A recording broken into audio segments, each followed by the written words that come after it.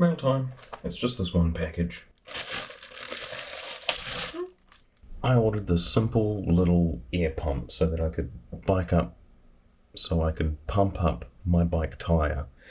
It's seems to all be in Chinese. Not a lot to really say on here. Wired digital display, wireless digital display upgrade. Oh, so I guess there's a Bluetooth and Wi-Fi version. And email address, hellolebu.com. Sorry, thought I hit record before. Anyway, in the box we've got the unit itself. It's in bubble wrap, so I guess it's reasonably well protected. Plastic, of course, nothing wrong with that. It's also got this little tube here which will screw into it to allow it to actually attach to the valve on the tire of my bike, and then just a little USB-C cable to charge it, as well as a couple other adaptery pieces, one for blowing up like basketballs and footballs and stuff. So let's just get straight to actually using this. Oh, little power button on the front, just held it down and it's just turned on. Take my valve cap off, and let's see, this tire is reasonably flat, so I'll stick this on. Oh, it's down lock.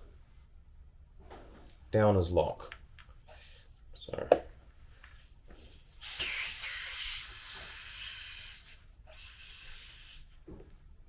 there you go, putting that on, lets out a whole lot of smelly air. And so just pressing the power button again has turned it on, and it's already started pumping up.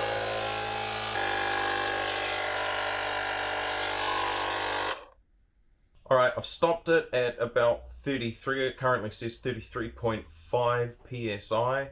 My tyre says that it is rated for a max of 40 psi, so I'll leave it there. Feels nice and tight, and I guess I can move on to putting some air in the back tyre now. So it looks like by default it's set to 45 psi for a bike tyre, which is a little much for this. I probably would have stopped at 30, but 33 is fine, and I'll do the same for the back. Here's a little bit of a time lapse just showing the pump pumping up my back tyre and around about how long it took to do that. I have not charged this device yet.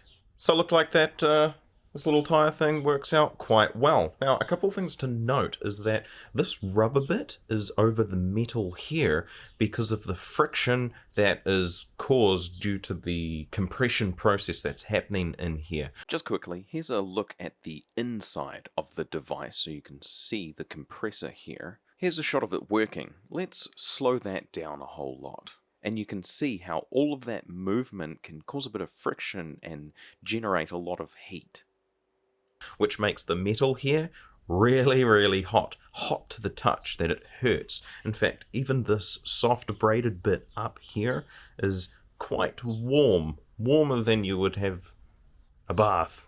Maybe not. Maybe a little colder than a bath, actually. I would have a bath much hotter than that. But that's really the only thing of note for this. I only purchased it to be pumping up my bike tyres. I don't expect it to pump up all 4 car tyres on one charge, but I would say that this would be able to pump up a car tyre. You just have to have a bit of patience and make sure this is fully charged. That said, it is USB-C up the top here, which means you can plug it into just about anything these days. I think a great improvement for this device would be 1, a larger battery in it, and 2, a little compartment slot for me to store both this tube thing that gets screwed into the top, as well as to store this little accessory pack that allows me to, screw and attach to a basketball or some sort. I mean, these little pieces could easily just slot in here somewhere. Admittedly, a battery might be a little harder, and this bigger bit also might be a little harder, but that could also just be sort of an external clipping bit on the back here. But I'm just going to have to store it with this screwed in, because I don't really want to just be storing it in a cardboard box, as much as the manufacturer probably would recommend it. That said, I am quite happy that I'm able to ride my bike again.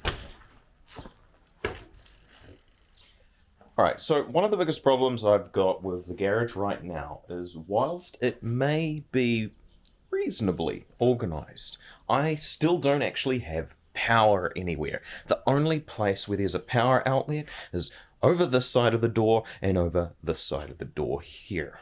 And that is not very useful, because my little workstation desk is here, and the other desk, which will have a computer and the laser engraver, is over here. Not to mention, I've got my 3D printer back over here. And there's no power there at all. And that's not even counting that sound system that I set up, which has its power box over here, and the dryer that's over there, which, to be honest, I'm probably going to move that. I only put it by the door because I thought there was a gap in the door, but there isn't.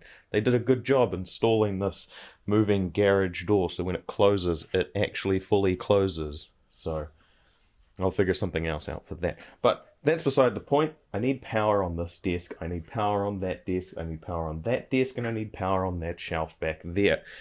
Also, I am going to need to add a whole lot more lighting, because when the sun goes away, this is a dark little dungeon in here. In order to get power around, at least temporary permanently, I'm going to be using this extension lead I have here. Mostly because if you look at the plug end here, you can see that, well, this outer protective layer that goes over the internal cores that are actually carrying the power, that's coming out, and that's due to the previous owner just not really treating it quite ideally, and it's slowly worked its way out. So I'd rather not be using this power lead, though it will function perfectly fine. I'm simply going to be using all this cable so that I can get a power run from this power output here up over and to that desk there, as well as over to that shelf unit there, and I will have to find a way to get some power into this sort of middle aisle over here. Now that I've got the cable sorted out, I need to figure out how I'm going to be putting ends on this, because obviously you got to plug into it somehow. This can't just be hardwired into everything around. It needs to be modular, so I can plug in tools and chargers and soldering irons and what's the other one? Hot glue gun. So I've managed to go around and find this stuff. So this is a couple of multi-boxes that have previously been modified and have this plug on it. I can just put a little chocolate connector there. This one doesn't have anything on the end. This one does. And then I've got a wall, normal house thing there, which also has a couple of USB ports on it, which is nice. And then I've got this little bit of a short bit from an old extension lead that seems to be in good nick, which can be for something else. Admittedly, I filmed this part twice, because the first time I forgot to take the camera out of slow motion mode.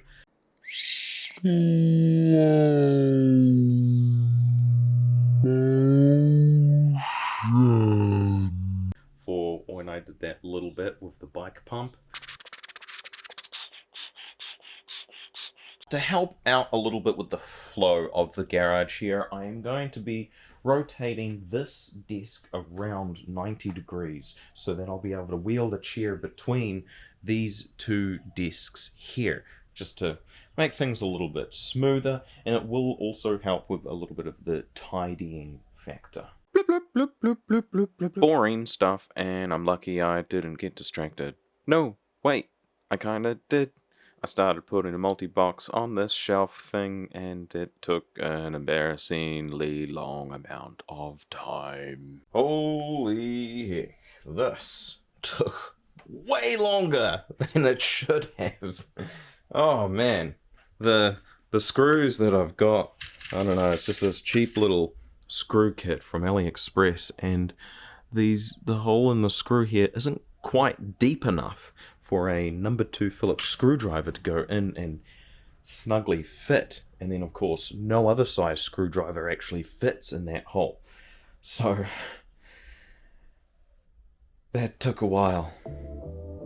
Because this whole thing is quite a long process anyway, very tedious to run these cables, let's just quickly speed through it.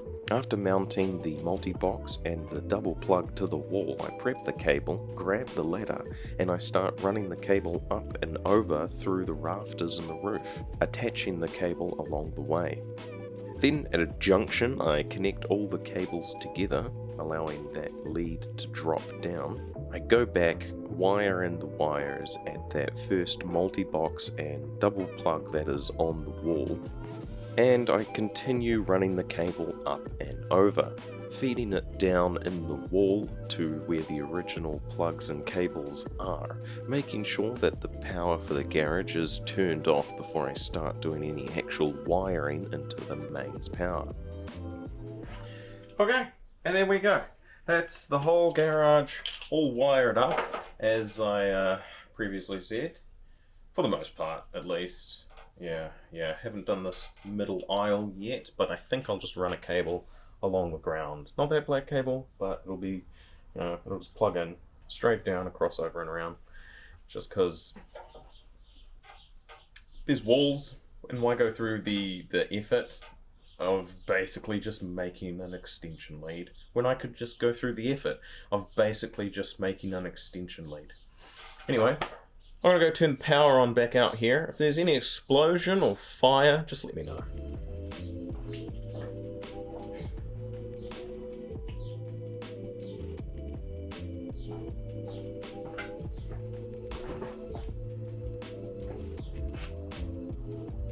And here's the creation and running of that little extension lead I'd mentioned before. I decided that I was just going to put this multi-box on the end of the cable and using its plug to go on the other end of the cable, which will be run around the edge of this sort of workspace area.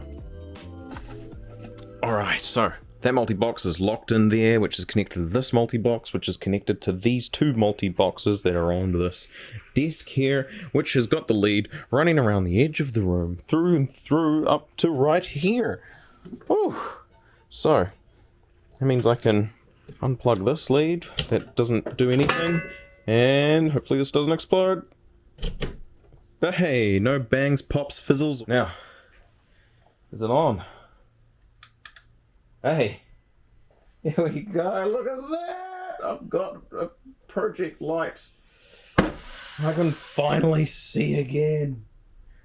And there we go. Pretty much a whole day project to put power throughout the garage. Of course, in between I was going out and doing other things that I needed to get done. But pretty much all day, so I could get a multi-board there, 2 ports on the wall there, a multi-board there, and a handful of multi-boards there, with all the cables run around the edges of the room and quite reasonably tidy, which means that's probably going to be the permanent install from here on out. I know I said temporary permanent, but this is what I mean, temporary permanent. I could take it out and replace it, but I did get a quote from someone that was going to do, well, they were just going to put the plugs around on the walls, and he quoted like $5,000. I was like, dude, that's an insane amount of money. That's like, what, $120 worth of cable? But they probably didn't really understand how easy the job would be in terms of running the cable, because they said there were walls and a roof in the garage, so they probably thought I meant everywhere throughout the garage. Yeah, it's just cheaper, easier, better for me to just do it myself, because at least it's run exactly where I want it to run. The only thing that I'm thinking about is when I start putting lights and stuff up in the roof, how should I run the cable for that? Should I just tap off one of those? Or should I just grab another tap-on plug like this and just run it up there for the lights? That's probably the better or a safer option. I could even actually plug it in over here and just... because that's... so the power comes in on the ground there, hits that one first, goes up over the door to the other one. So, might be better to put it there. That said, I doubt the lights are going to be drawing that much power. Actually, knowing me, they're probably going to be drawing a lot of power. Real time. Classic package in a package. Thank you, AliExpress.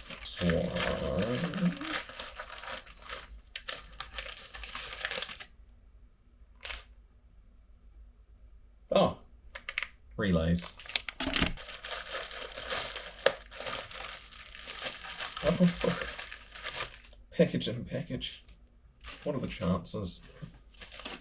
Ah, another little Zigbee temperature and humidity sensor. Make that too.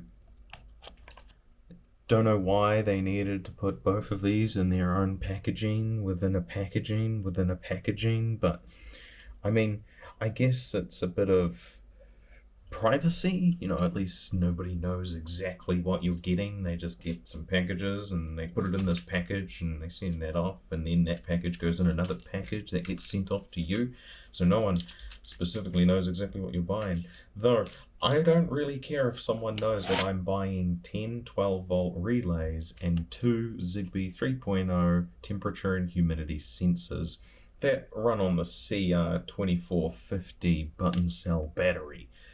Not a big deal. I'm sharing it to the world now. But there's probably someone buying some adult toys that would rather people not know what they're purchasing. Oh, so kind of them. Batteries not included. So that's minorly annoying, because I don't really have those sorts of batteries just laying around. Though, I guess since I've gotten so many little devices that rely on them, I'm probably going to have to start buying some of them for when I inevitably have to replace the batteries in every single one of these. What about you? Do you have a battery? You feel very small and light. No battery in there either. Gosh, so I can't just pull it out and get it running. I need to figure out where a battery is for these things. And of course, I find my old faithful bike pump right after I finally gotten this one in the mail and used it. That said though, this is a great reliable backup. I've never had any issues with this. So it can live right next to the electric bike pump. At least the electric bike pump is really easy to use and I don't have to be pumping the whole time.